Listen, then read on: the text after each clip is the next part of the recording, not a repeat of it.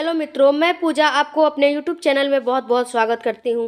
दोस्तों, आज हम बात करेंगे कि 8वें महीने में आप कौन कौन सी गलतियां करती हैं। 8वें महीने में अगर आप कुछ गलतियां कर जाती हैं जिससे कि आपको प्री मेच्योर डिलीवरी की सामना या फिर खतरा बढ़ जाता है, तो चलिए आज बात करते हैं कि 8वें महीने में आपको क्या नहीं करना चाहिए। तो देखिए डियर, अगर आप 8वें मंथ में हैं तो आपको ट्रैवलिंग बिल्कुल भी नहीं करना चाहिए, क्योंकि इस मंथ से आपका शिशु अपना सिर आपके पेल्विस में फिक्स करना शुरू कर देता है।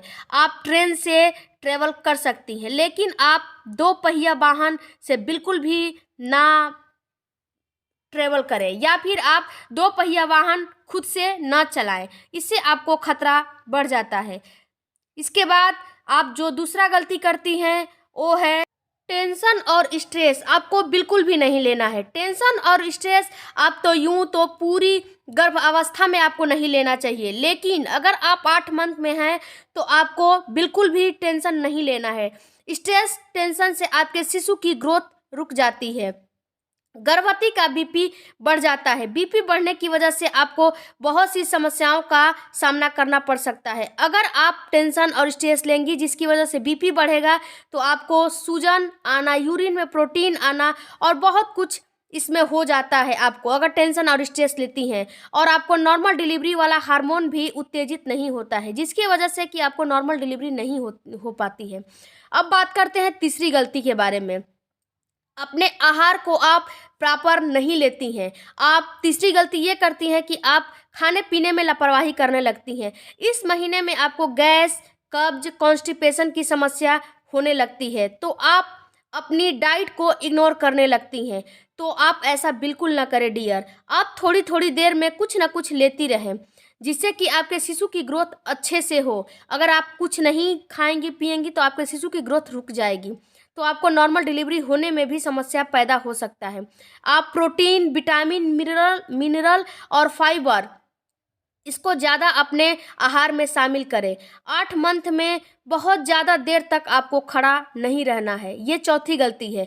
आप ना तो बहुत देर तक खड़ा रहें और ना तो बहुत देर तक बैठ के कोई काम करें, क्योंकि शिशु का सारा भार अगर आप खड़ी रहेंगी तो आपके निचले हिस्से पर पड़ता है। इसकी वजह से आपको कमर में दर्द और पेट के निचले हिस्से में दर्द होने लगता है, जिससे कि आपको बहुत सारी परेशानियों का सामना करना पड़ सकता है। अगर निचले हिस्से में दर्द होगा तो आपको, और कमर में, तो आपको बहुत सी समस्याओं का सामना करना पड़ जाएगा। तो आप अगर कोई काम खड़े होकर कर रही हैं तो थोड़ी देर के लिए रेस्ट कर ले, इसके बाद फिर करें। रेस्ट कर कर के करें, लगातार ना करें। इसके बाद इस मंथ में आपको शरीर में बहुत से बदलाव होते हैं। इस मंथ आपके शरीर में बहुत से बदलाव होते हैं, जिसको कि आप इग्नोर करने लगती हैं, यानी कि आप नज़रअंदाज करने लगती हैं। तो आप इसे नज़रअंदाज ना करें। आप इस समय अपने आप को नज़रअंदाज बिल्कुल भी ना करें। आपको इस समय थकान होने लगती है।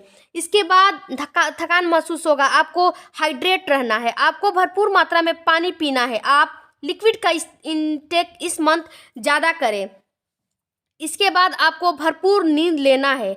आपको 10 बजे तक सो जाना है। इसके बाद आपको जगना नहीं है। 10 बजे के बाद आपको नींद इस महीने थोड़ा कम आएगा, क्योंकि आपको टेंशन भी होगा कि डिलीवरी को लेकर, कि डिलीवरी नॉर्मल होगी या सिजेरियन होगी, या जो कुछ भी आपको टेंशन हो। लेकिन दोस्तों देखिए, इस समय आप भरपूर मात्रा में नींद लेंगी तो आपको बहुत, आपके स्वास्थ्य के लिए अच्छा रहेगा। क्योंकि आप इस समय नींद क्यों नहीं आती है? आपको नहीं आती है इसलिए कि आपका वेट और पेट दोनों बहुत बड़ा हो जाता है, और आपका शिशु इस समय, इस मंथ बहुत ज़्यादा एक्टिव हो जाता है, तो आपको रात में बहुत परेशानी होती है। तो आप कुछ भी हो, लेकिन आपको नींद नहीं आ रही तो आप मोबाइल का इस्तेमाल बिल्कुल भी ना करें। आप कोशिश करें कि 10 बजे तक सो जाएं, और आप हो सके तो दोपहर में भी थोड़ी देर के लिए नींद जरूर लें। इससे कि आपको बहुत आराम मिलेगा। और आप जो गलतियां कर रही हैं मोबाइल को लेकर, तो आप मोबाइल बगल में रख दें। मोबाइल से चैटिंग ना करें अगर नींद नहीं आ रही है तो। लेकिन आप अगर सोने जा रही हैं तो हो सके तो आप लेफ्ट करवट लेकर ही सोएं, जिससे कि आपके बेबी को ऑक्सीजन, ब्लड, न्यूट्रिशन भरपूर मात्रा में मिले और आपके बेबी का ग्रोथ अच्छे से हो। आई होप कि आप जो नज़रअंदाज कर रही हैं या फिर जो गलतियां कर रही हैं 8वें मंथ में, आपको समझ में आ गया होगा और आप ये गलती दोबारा नहीं दोहराएंगी।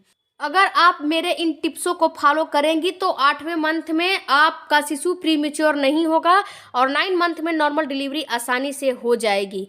तो दोस्तों, अगर हमारा वीडियो आपको थोड़ा भी अच्छा लगा होगा तो हमारे चैनल को सब्सक्राइब जरूर करें। अगर आप मेरे नए चैनल पे नए हैं तो सब्सक्राइब किए बिना बिल्कुल भी नहीं जाइएगा, क्योंकि मैं आपसे रिक्वेस्ट कर रही हूँ। और लाइक शेयर कमेंट जरूर कीजिएगा। मिलते हैं इसी तरह अच्छे और नए वीडियो में, तब तक आप अपना और अपने बेबी का ख्याल रखें। Thank you for watching. धन्यवाद। God bless you.